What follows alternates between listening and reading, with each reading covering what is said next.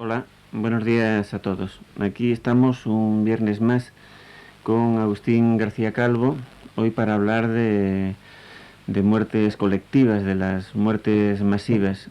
El desencadenante más reciente de esta charla es, como os daréis cuenta la mayoría, el último desastre ocurrido en un campo de fútbol, el de Sheffield.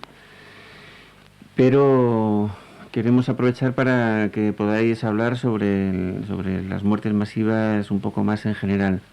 Si pensamos en la cantidad de gente, no sé, que se muere, por ejemplo, todos los años trabajando en la construcción o en la minería o en las carreteras y autopistas, pues vemos que prácticamente lo de la muerte masiva es una institución más dentro de esta sociedad. La aparición de estas desgracias así un poco a lo bruto parece, yo no sé, si vienen a subrayar por un lado el carácter de muerte cotidiana que se está padeciendo como una muerte más lenta, o si vienen a intentar ocultarlo. Y bueno, de esto es de lo que estáis invitados a hablar hoy, y ya sabéis que para hacerlo disponéis de dos teléfonos, que son el 442-7126 y el 711-1099. Lo repito, 442-7126 y 711-1099. Buenos días, Agustín. Buenos días, Javier. Buenos días a los oyentes. Y sí, vamos a tratar este asunto para el que la actualidad, que como se sabe no es más que la cara de la eternidad, nos ha brindado otra ocasión más. Esta vez, en vez de ser de Madrid al cielo, como dice el himno, ha sido de Sheffield al cielo, pero vamos, para el caso ya se supone que es lo mismo. En todas partes van cociendo las mismas habas, por lo menos en todas las partes de esto que se llama el mundo progresado, en plena vía de desarrollo y todo lo demás, con el cual sin duda están ligadas estas muertes masivas en las que hoy nos vamos a detener. No olviden los oyentes que, aparte de que en las propias áreas de los países progresados se produzcan casi cotidianamente estas muertes que llamamos masivas, también las muertes masivas que en las márgenes se producen, las muertes por las hambrunas de Etiopía, por las pestes y por las guerrillas de los países de las márgenes, las achacamos al mismo sitio, allá arriba, al cielo, como se le quiera llamar. Es decir, también esas son manifestaciones de la muerte masiva, cada una en su sitio. Aquí se mueren en las autopistas por autos y en los estadios de fútbol. Allí, como todavía no están lo bastante progresados, se mueren también masivamente, pero de formas más primitivas. Lo uno es lo otro, aunque eso no quiere decir olvidar la diferencia. Tenemos que ser los vivos los que hablemos de estos muertos, claro. Ellos parece que se niegan pertinazmente a hablar y a dar su testimonio, que en este caso sería sumamente útil, si hablaran aquellos que perecieron aplastados en ese estadio de fútbol hace 2 o 3 semanas, ¿no? Tenemos que hablar nosotros los que seguimos padeciendo esta ilusión de estar vivos, que se llama, que sin duda es esencialmente eso, ilusoria, y tenemos que ser nosotros los que nos preguntar a los oyentes, que los oyentes nos pregunten quiénes son los que han muerto en ese campo de fútbol, quiénes son los que mueren todavía más masivamente cada fin de semana en esas carreteras de Dios, en esas autopistas de Dios sumo. Por supuesto que son masa. Por algo estamos hablando aquí de muertes masivas. Sabemos, hemos repetido por lo menos muchas veces, que eso a lo que el comercio y el Estado llama masas está necesariamente compuesto de individuos, de manera que, lejos de negar la muerte masiva, la muerte individual parece que la confirma. Es muy posible que los que mueren de esas maneras peculiares ya fueran propiamente individuos y por tanto masa antes del momento, antes de la muerte. Es muy posible que ya todos los que se lanzan al juego de las estadísticas, esa especie de ruleta rusa disimulada, que es ponerse en una autopista un fin de semana, es posible que igualmente todos los que, en vez de decidir ver mucho más cómodamente y con mucha más precisión el partido de fútbol del Liverpool y quien fuera, ese sábado o ese domingo decidieron meterse en el estadio, es posible que todos ellos ya antes del momento fueran masa, fueran individuos, estuvieran debidamente preparados para la muerte, preparados para ascender al cielo de repente, una vez que llegara el momento indicado. Pero en todo caso, la muerte, por supuesto, lo ha confirmado. La muerte los convierte íntegramente en masas, porque los muertos, los pobres, ¿qué van a hacer? Son más individuos que nadie y por tanto más masa que nadie. Cada uno tiene su lápida, si es que se la ponen, si no por lo menos su seña en un registro, eso será indispensable, su supresión del número en los documentos y en las listas de la identidad, más individuos que nadie y por tanto más indefensamente masas que cualquiera. Somos los que todavía no estamos muy seguros de estar muertos, los que a lo mejor nos hacemos la ilusión o tenemos la confianza en escapar de esa perfecta clasificación, de esa perfecta colocación de cada uno en su sitio para que Dios en todos, de cada uno plenamente personal, plenamente individual, para que entre todos masa, ¿no? Esto sería lo que más desearía, que estos accidentes, por otra parte repetidos, cotidianos, pasto de información de todos los días, nos estuviera sugiriendo. Esta confirmación de la condición de masas. Hay, desde luego, muchas maneras de recibir estas noticias. La mayor parte de las veces lo que se da es esa especie de mezcla entre compunción, asombro, por más repetido que sea,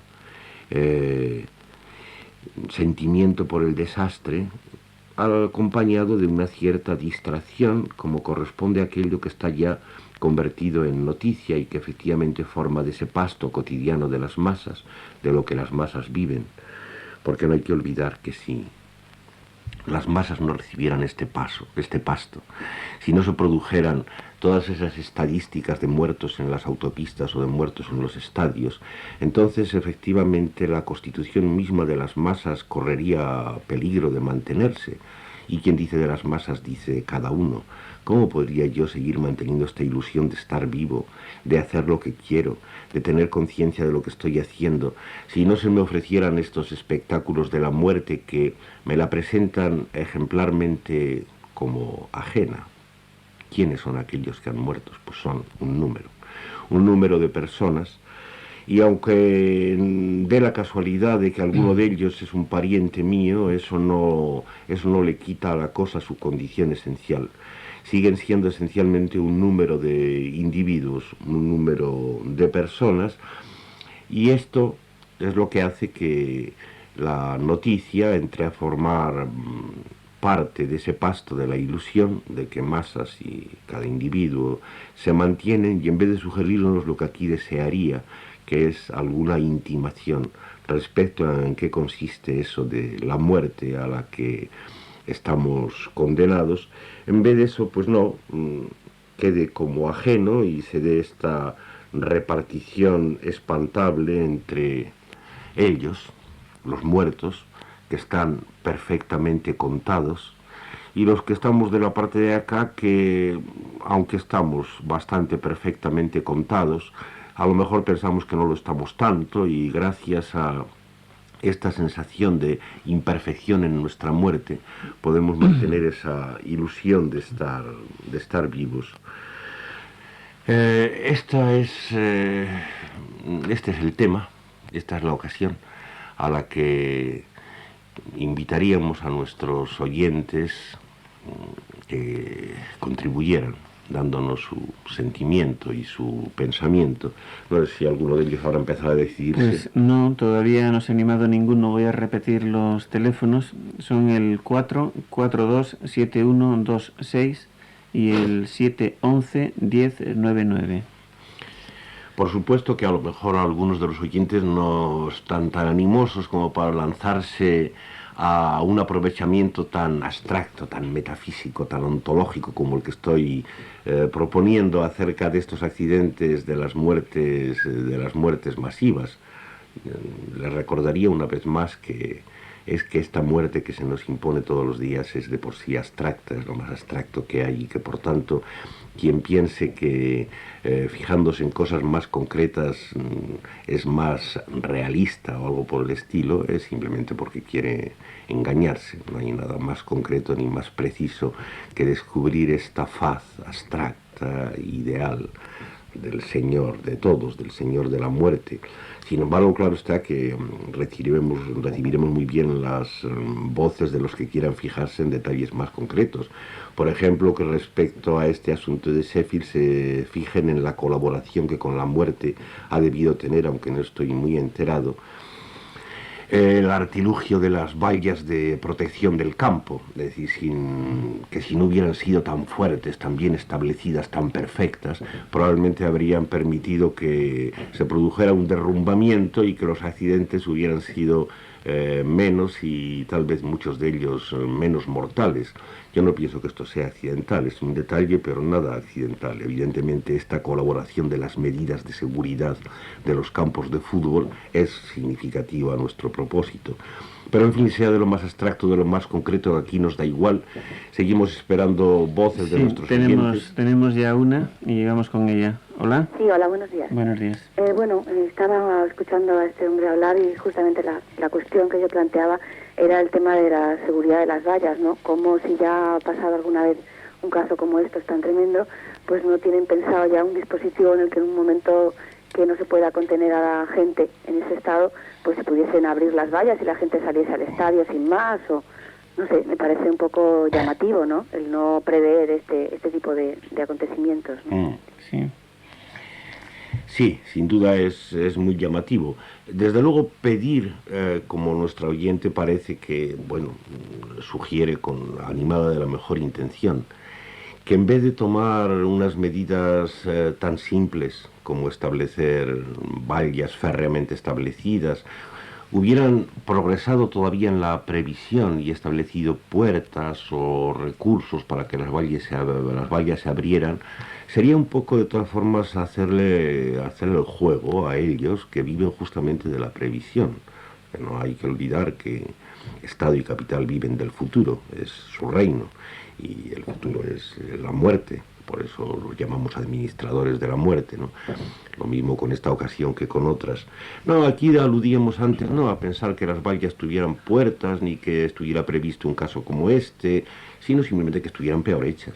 Simplemente con estar un poco peor hecha, seguramente la cosa hubiera marchado un poco menos mal, ¿no? Simplemente que fueran derrumbables, ¿no? Hay que pensar, yo no me he detenido muy bien a estudiar la noticia. Tal vez Javier la estudió mejor que yo, pero hay que pensar el peso enorme de esa avalancha de miles que cuentan y hay que darse cuenta de lo bien hechas que debían estar esas vallas, ¿no? Tremendamente, ¿no? Sí, excesivamente bien hechas, como dices. Sí, hay otros factores que yo creo que influyen. En general, las medidas de seguridad parece que han conseguido favorecer que este tipo de avalanchas se vaya multiplicando. No solo las vallas, sino la falta de asientos y la presencia de tanta policía, por ejemplo.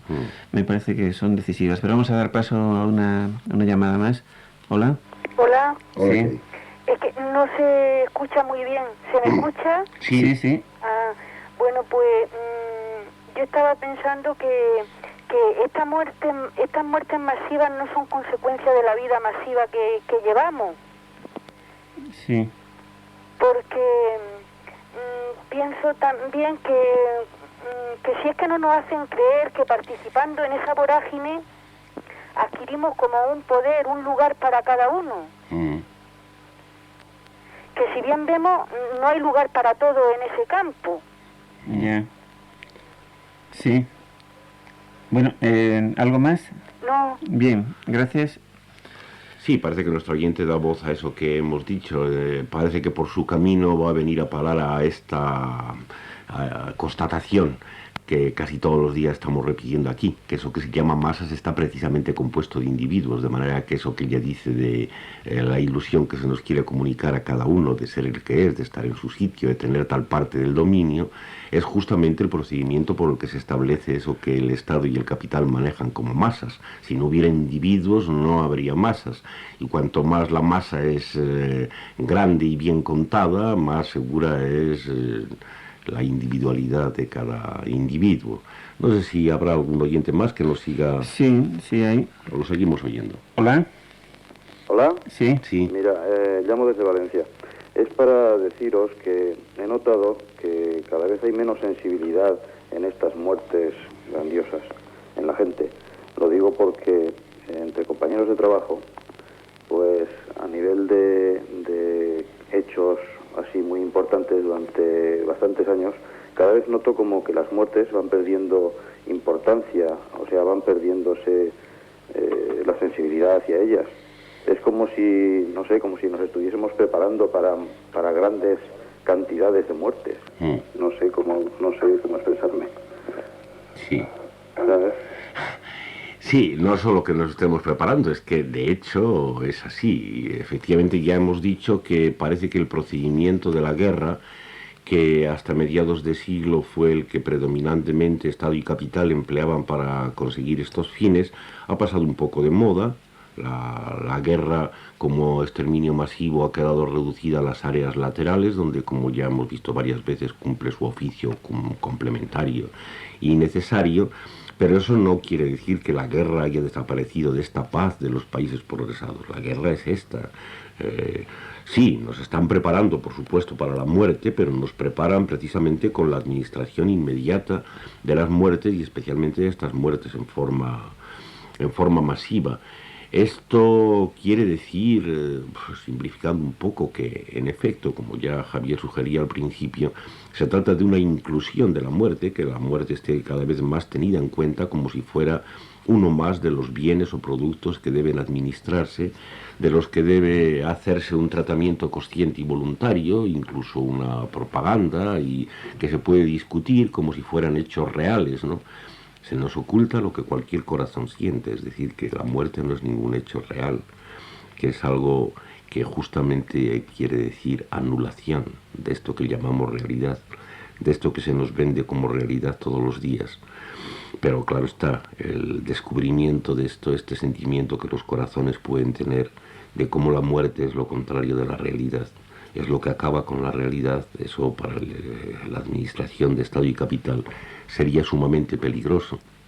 De manera que cualquier procedimiento que sirva para intentar hacer como si la muerte estuviera incluida, principalmente esta administración en las autopistas, en los estadios y demás de muertes masivas, pero también las discusiones respecto a eutanasia o no eutanasia, el derecho a disponer de la propia muerte o no disponer, son argucias todas que contribuyen a dar esta conciencia de que efectivamente la muerte está dentro, que la muerte es una parte de la realidad. Esta creencia es justamente la que al Estado y al capital le interesan. Es una de las mentiras principales, de las mentiras más de raíz que sirven para esta administración de muerte que decimos. Sí, tenemos dos llamadas más. A ver si podemos pasarlas una tras otra. Hola. Hola, buenos días. Buenos días. Llamo de Pamplona. Quería hacer una referencia sobre la muerte de las masas y precisamente por las mismas masas, que son las que se aplastan a ellas mismas, ¿no? Y luego que cuando nos dan la noticia por la televisión, que suele ser a la hora de comer, estás comiendo muerte continuamente, ¿no? Y con eso nos convertimos un poco en antropófagos de nosotros mismos, creados por la muerte que nos hemos producido a nosotros mismos. Eso me recuerda un poco a la misma situación de la mili, que cuando uno está haciendo la guardia está protegiendo de que no se escapen sus propios compañeros, que después será él cuando estén otros haciendo la guardia, ¿no? Cómo el Estado se lo monta precisamente para que seamos nosotros mismos los que seamos los que cuidemos esa forma, ¿no? O esa fórmula, nada más.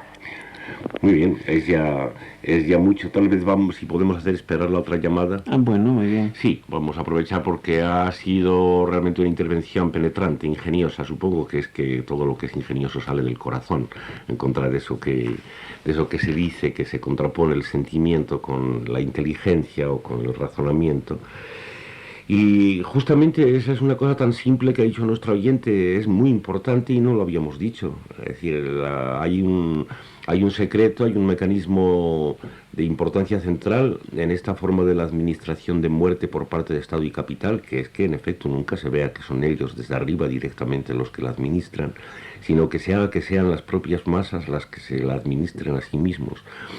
El ejemplo de este aplastamiento contra las vallas es desde luego elocuente. Como ella ha dicho, en efecto, son las masas las que se aplastan a sí mismas, como si fueran ellas las que se dieran la muerte. Es un evidente perfeccionamiento de aquello que sucedía con los ejércitos en la guerra, porque allí también, claro, eran los soldados los que se mataban unos a otros. Los de este bando mataban a los del otro y los del otro mataban a los de este, y todo estaba claro, ¿no? Y entonces cada individuo de la masa llevaba incorporado un administrador de muerte, un pequeño administrador subalterno, ¿no? Es muy importante que esto sea así, es decir, es el gran truco para evitar que se descubra por lo menos una punta de la verdad. Es decir, que hay un señor ahí arriba, hay el señor mismo que es el que verdaderamente administra la muerte. Pero así, con esta complicidad, eso queda debidamente oculto y todo marcha bien. Por no insistir en lo que también ha dicho nuestra oyente, de que esta introyección de la muerte llega a manifestarse hasta en forma de esa antropofagia que ella ha dicho cuando se nos hace estar todos los días comiendo muerte. Pero pasemos a ir a nuestro otro oyente que estará esperando. De acuerdo. Hola.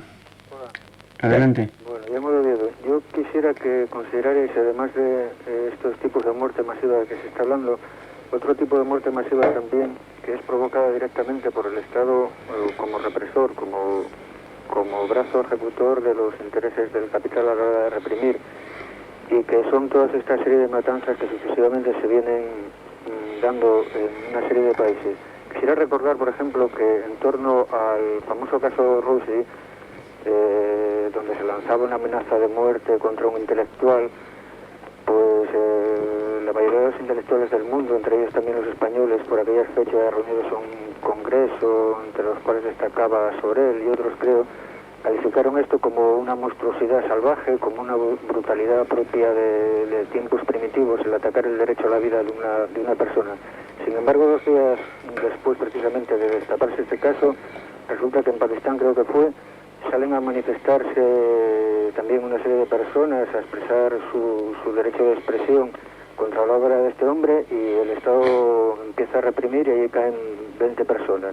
Días después en Venezuela caen unos 300 y pico, 500 por levantarse contra los precios del Estado, impuestos por el Estado, el alza de los precios y tal, y ni una voz de los intelectuales se deja oír respecto a estos casos, ¿no? Casos como fueron también en Túnez, en Argelia, en Marruecos y creo que recientemente, hace unos días, en Jordania. Yo no sé si será que la insensibilidad respecto a esta cuestión es también por aquello del número y de no considerar el individuo, pero vamos, creo que en estos casos, que es un ataque flagrante al derecho a la vida de las personas, que la voz de los intelectuales no se deje oír y dejen pasar estas cosas es para asustar. Bien, muchas gracias. Sí, ha sido muy útil esta intervención también. Bueno, hay que recordar en primer lugar, para aprovechar lo que nuestro oyente nos ha dicho, hay que recordar eso que tanto ha repetido, que el proyecto de Estado y de capital, en su forma más avanzada o perfecta, aunque abarca al globo, por supuesto, abarca el globo, no hay quien se escape, este es el proyecto del Señor, y lo demuestra sobre todo el que las fantasías que la propaganda esparce lleguen a hablar de extraterrestres y cosas por el estilo. Aunque abarca el globo, esta perfección del ideal no ha podido llegar al mismo tiempo a todas partes, Y estamos en esta situación donde hay una parte de los territorios que están ya plenamente dentro del progreso progresado, mientras que esto se acompaña de esas márgenes de las que tantas veces hablamos, que representan lo que ellos llaman países en vías de desarrollo, porque naturalmente ellos, como creen en el futuro, saben que simplemente se trata de eso, no de otros intentos de modos de vida, sino de un retraso en entrar por donde hay que entrar. Entonces, claro, se combinan, como por otra parte la información abarca de polo a polo y de meridiano cero a meridiano cero, pues se combinan las noticias y los hechos que presentan formas de muerte algo distintas. Una cosa es la muerte finisemanal de las autopistas de miles en los países progresados y estas muertes masivas en los estadios, y otra cosa es esas cosas que pasan en las márgenes, y no solo las guerrillas, sino, como nuestro oyente ha recordado bien, esas represiones en manifestaciones que pueden ocasionar cientos, ocasionalmente miles de muertos por represión policíaca directa. Él ha hecho muy bien en contraponerlas con la gran preocupación de los occidentales por la posible muerte de ese individuo más o menos ilustre, amenazado por el fanatismo de los dirigentes del Irán. Y en efecto conviven formas un poco más atrasadas de administrar la muerte y las formas más avanzadas. Desde luego lo primero es acordarse de que las más avanzadas son estas, es decir, que más o menos la muerte masiva se sigue administrando, pero que en estas formas, autopistas, estadios, hay la ventaja inapreciable para el capital y el Estado de que la mano está mucho más disimulada. Cuando hay que emplear a la policía, cuando hay que emplear fusiles contra la población, la cosa no está muy bonita, sigue siendo algo fea, está algo atrasado. Sin embargo, lo uno va con lo otro. La muerte masiva, repito, no solo no es ninguna cura de la muerte individual, sino que es su confirmación, por el mismo hecho de que individuo y masa son la misma cosa. Así que se compaginan muy bien las enormes preocupaciones ocasionales, incluso de los medios de formación de masas, por la suerte de un solo individuo, un nombre propio, con todas estas noticias por medio de grandes números de 2 o 3 ceros acerca de las muertes masivas. Lo uno va muy bien con lo otro, y que nuestro oyente, con una ingenuidad muy apreciable, se queje de que las voces de los intelectuales y así no se dejen oír por ninguna parte respecto a esto, pues claro, es también una ingenuidad. Los intelectuales, ¿qué van a decir? Pues van a decir como los otros, como los locutores de radio, pues van a decir lo que está mandado que se diga, ¿no? Sería una especie de milagro que se dijera otra cosa, de manera que contribuirán al engaño, tanto al engaño respecto a la muerte individual centrada en un nombre propio, como al engaño o al olvido o al disimulo respecto a este fenómeno de las muertes masivas. Sí, pasamos a otra llamada. Hola. Hola. Sí. Desde luego, a todos los que están escuchando, parece que tenemos, todos los oyentes de Radio 3, tenemos una telepatía que si te toca entrar la última, ya es que todo lo han dicho. Bueno, sí es cierto esto, yo duermo poco y veo mucho la televisión por la noche, entonces veo todos los programas de la noche. Y el miércoles por la noche, en la noche que se llama Sin Fronteras o algo así, hubo una impresentable señora, Susana no sé cuánto, no sé si la veríais, que entonces catalogó a los muertos, pues de primera, de segunda, de tercera, y entonces, ella estaba muy aliada con el señor Reagan, con el señor Bush, y con todos los que apoyan a la contra, y dijo que los de los estadios de fútbol, pues eran ciudadanos casi de segunda o de tercera, y los de Liverpool más todavía, y luego todo lo englobó en defender el referéndum de Uruguay porque habían sido insurrectos, y ella hablaba y los demás escuchaban y apoyaban, Y entonces yo me di cuenta de que los poderes fácticos nos tienen catalogados. La muerte interesa a unos más que a otros, según donde sea y quiénes sean los que mueren. Me dio pena.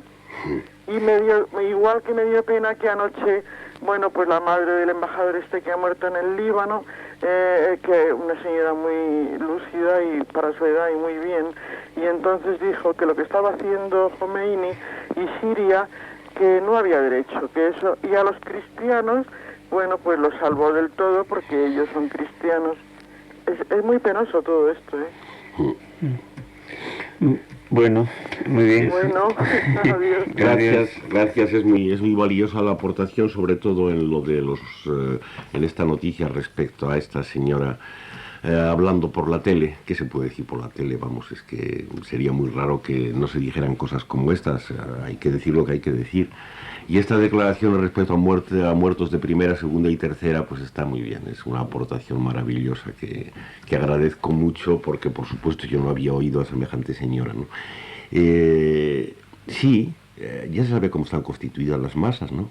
Somos todos iguales en el sentido de que cada uno somos un número de la masa, somos un elemento.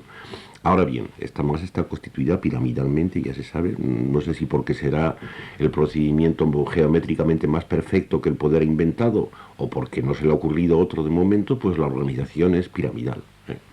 Sí, podía haber sido esférica, parece que la esfera es más perfecta que la pirámide, pero bueno, de momento en lo que estamos es una pirámide, y entonces aquellas cosas que tanto encorajinaban a Marx y a sus compañeros de la lucha de clases, pues son distribuciones de las masas que han desaparecido, sustituidas en los países progresados por esto, el escalafón.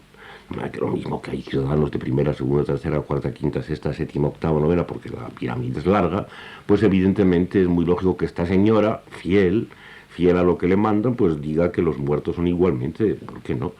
Antes hemos dicho que los muertos son más individuos que nadie y por tanto más masa que nadie, y entre ellos por tanto debe regir la misma organización piramidal.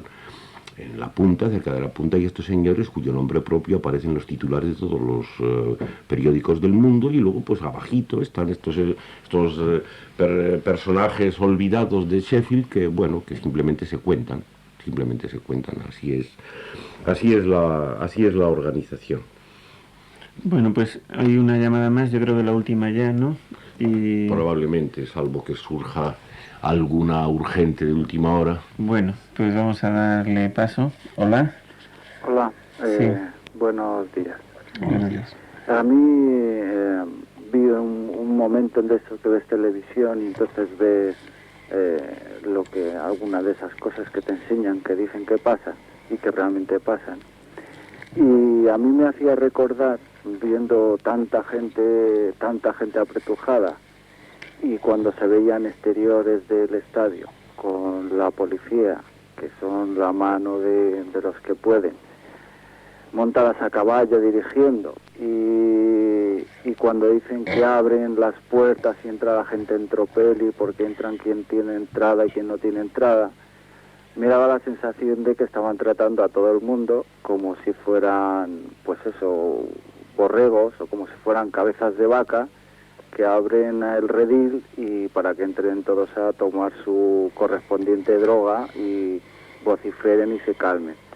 Y luego pasa esto y luego dicen que si la policía, que los que van, pues que iban alcoholizados y que iban drogados y todas estas cosas. Es una de las formas de eso, de engañarnos a todos.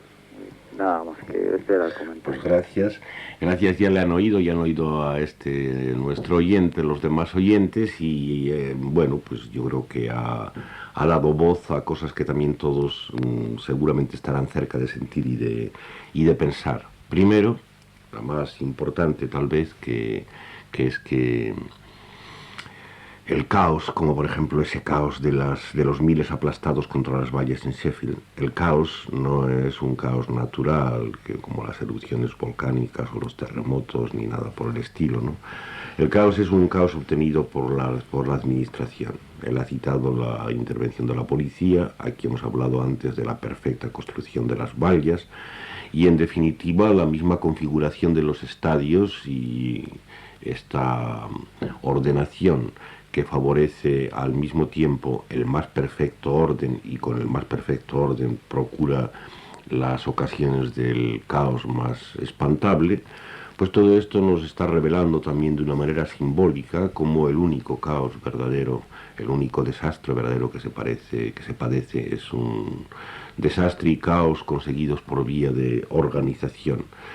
Habría que añadir respecto a los borregos que, claro, que seguramente se es un poco injusto, es tradicional en la protesta del pueblo y de algunos de las gentes de izquierdas el hablar de este tratamiento de las poblaciones como borregos y a veces con una implicación de un cierto insulto. Se supone que los borregos van siempre detrás de donde va el carnero que figura más o menos como patriarca y que tienen una especie de instinto, de mecanismo, digamos, no penetremos ahí porque de los animales no sabemos nada, que simplemente les hace seguir. Y se cuenta aquello de que si el carnero jefe llega al borde de un precipicio y por lo que sea pues se tira por allá, pues todo el rebaño detrás irá tirando también detrás del carnero. Pero todo esto son imaginerías que tienen algo de peligroso. Es importante recordar aquí sobre todo que a diferencia de lo que podemos suponer de los borregos, cada uno de los espectadores que acudió al campo de Sheffield compró su entrada voluntaria y conscientemente. Estaba convencido de que quería ir allá. Es decir, no tenía él ni mucho menos la impresión de que un estadio sea una especie de redil donde encierran a uno junto con los demás, no. Si obedecía era por el intermedio necesario de creer que a lo único que obedecía era a su voluntad.